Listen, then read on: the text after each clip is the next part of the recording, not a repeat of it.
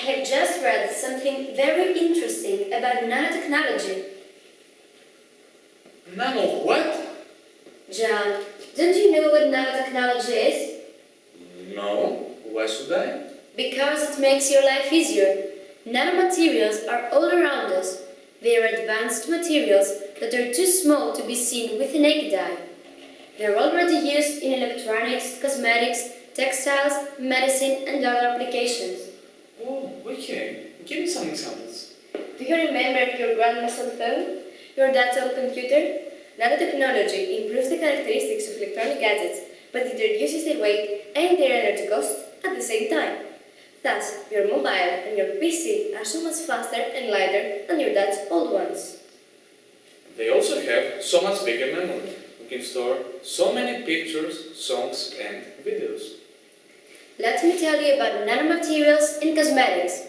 Oh, please don't. I don't care about cosmetics. You care about the sunscreen you put on in the summer.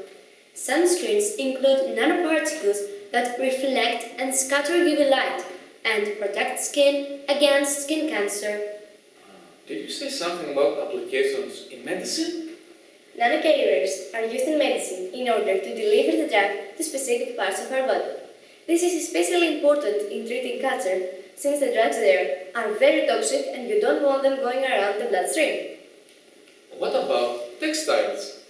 Nanomaterials can be introduced in fabrics in order to make them water repellent.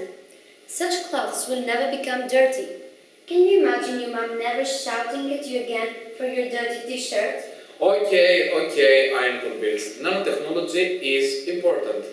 But why? First of all, what is nano?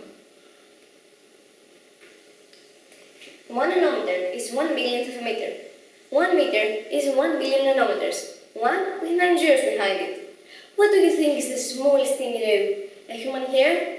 The diameter of a human hair is 100,000 nanometers. A nanomaterial has the size of a few nanometers, less than 100. And why are such small particles so effective? One reason is that nanoparticles have a huge surface area. More surface area means more area for reaction. An example: if I put an iron nail in hydrochloric acid, it reacts very slowly. But if I put iron powder instead, it reacts rapidly because it has larger surface area.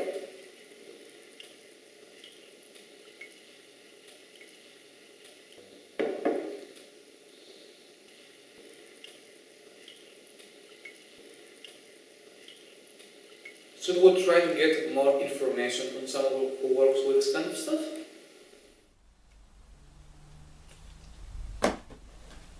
Nowadays, everybody knows about nanotechnology. This wasn't exactly the one I had in mind. Let's ask a scientist, shall we? Let's ask Professor Spiros Anastasiadis. He works at Forth. Professor Anastasiadis, what is nanotechnology? What makes nanomaterials so special? So nanotechnology is the understanding and control of matter at the nanoscale, where unique phenomena enable novel applications. The physical, chemical, biological properties of matter are very different in the nanometer scale than when we discuss them for bulk materials, for macroscopic materials. This enables novel applications because these nanostructured materials can be either more magnetic, or they can reflect light more effectively, or they can absorb light at different wavelengths, and this enables novel applications in many areas. So, what kind of nanomaterials do you study in your institute and in your lab? So there are many different materials that we study at Forth. We study materials that can be used as carriers in nanomedicine to deliver drugs at specific parts of the body. We study materials that can be used in microelectronics, nanoelectronics, to develop new radars or to make your phones work faster and better. We develop materials that can have magnetic properties that can be used, for example, as MRI agents for magnetic tomography. So we study materials that can help a range of applications for our everyday life, but also for high tech. What applications of nanotechnology would you like to see materialize in the future? We believe nanotechnology will give us the answer to a number of important problems that humanity will face in this century. For example, energy and water will be very important problems for humanity. For energy, nanomaterials can help us utilize fully the light, for example, of sun, so we can create energy. In water, nanomaterials can help us in water purification, water desalination, so that people in the third world will not suffer because of water shortages.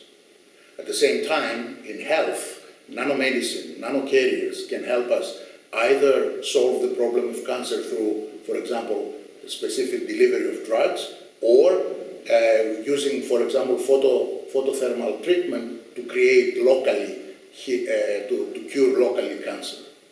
All these can help humanity in various ways in the future. Thank you very much, Professor Anastasiadis. My pleasure. To sum up, Nanotechnology provides us with products with desirable properties such as waterproof surfaces, socks that don't stink, hygienic cover, and devices for everything, smaller and faster computers, and electronic gadgets, Lighter but stronger materials. for airplanes or bicycles. more official medicine. from grace with love.